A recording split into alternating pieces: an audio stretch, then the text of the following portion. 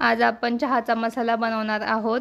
एका कढईमध्ये मी 2 चमच मिरे, 4 इंच दालचिनी, 6 चमच वेलदोडे, 1 चमच लवंग आणि 4 इंच सुंठ घेतलेली आहे।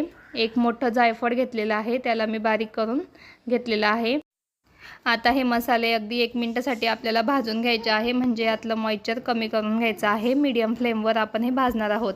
आता हे हाताला गरम लागत आहेत, म्हणजे यातलं मॉइश्चर निघालेलं आहे। आता मी गॅसची फ्लेम बंद करून एका प्लेटमध्ये हे सर्व मसाले थंड होण्यासाठी काढून घेते।